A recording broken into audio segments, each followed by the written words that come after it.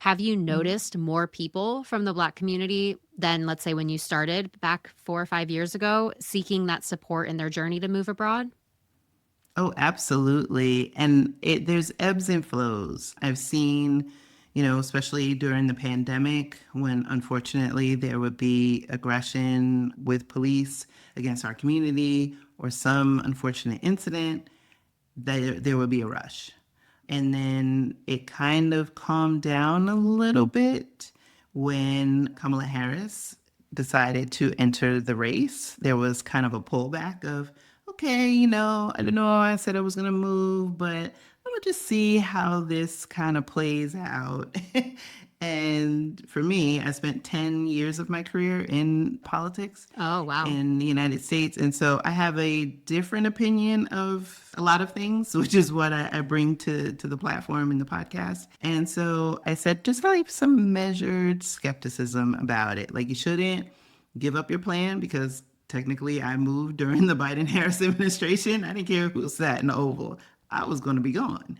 But then once things were solidified, and I call him Darth Vader and his homies, came back to occupy 1600, I think people decided that enough was enough. And, there's always these examples, let's say, that happen before the big thing happens. And so for us, I think there's the Fearless Fund, and there was this whole initiative to, suppress the Fearless Fund and prevent them from distributing venture capital funds to Black women-owned businesses, of which comprise like 0.01%, not even a full percent of funding. And so it was very aggressive.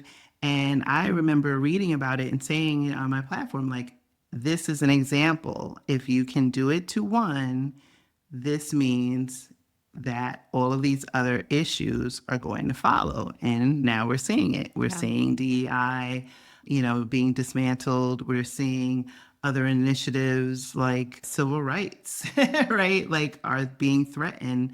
Civil liberties, employment rights that don't just impact Black and brown communities. These also impact people that are differently abled, have accessibility challenges, and it's our most vulnerable populations that are at risk.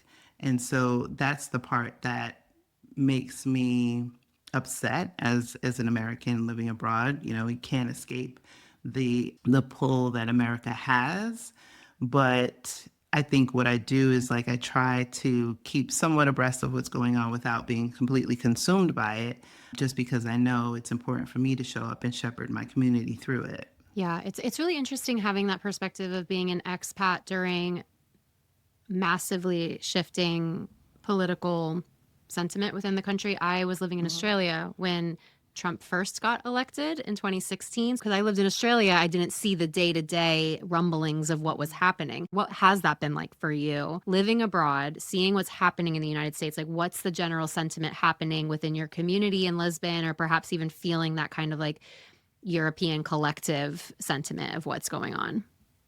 Yeah, like when I have conversations, and where I live specifically in Lisbon, in the community is mostly Portuguese. And so I do my best to try and blend in. And so very few people know that I'm an English speaker, but there's a gentleman, one of my neighbors is British and his wife is Portuguese. So he talks politics with me.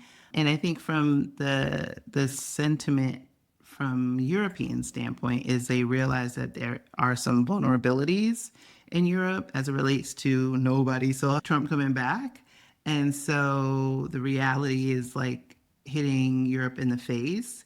But I think they're kind of, I wouldn't say poised to overcome, but I think it's less dire, let's put it that way. As it relates to our community here, the Black expat community here, there's been more of a desire to help others get across to wherever country they want to be at. Not just me. There's people that I've helped move abroad who are getting, emails and text messages from friends and family who are like, "Oh my gosh, now I get it and I want to get out." And I'm not saying that that isn't a reason, but it shouldn't be your sole reason, right? You need to be clear. And I always say, be clear on your why. because your why is going to get you through those days that you move to that new country or wherever you are. And it's not so great. It's not exactly how you envisioned it. And so your why is going to sustain you. I don't want people to run from something. I want you to run towards the life that you want for yourself and to create a vision for yourself. And while we can't necessarily control all of the macro events that are going on, we can start to have more agency. And I think when everything is chaotic around you, and that is, been the theme of that administration the first time as well as this time, it's very hard to be centered and grounded because it breeds a lot of anxiety. And I know from being, living through the first one and now being here, I have a lot of peace and calm around it. And I can be very intentional and kind of be that grounding and help other people ground themselves.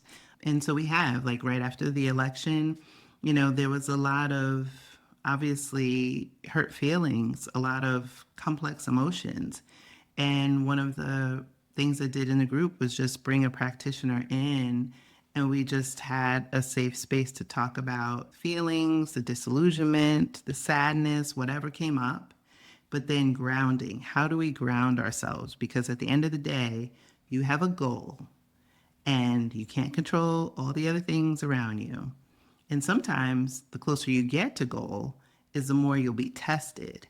And so it's really helping people fortify themselves for their journey, whether they're moving in a year or two, or like me, I made the decision in 2017, but I didn't move till 2023. I had to be very clear on my why to get me through and not get distracted by, a job promotion or something else that kind of lured me and said, oh, Chrishan, I know you want to do this, but look at this over here. Like, you really have to have a lot of fortitude to go through this journey, particularly as a Black American.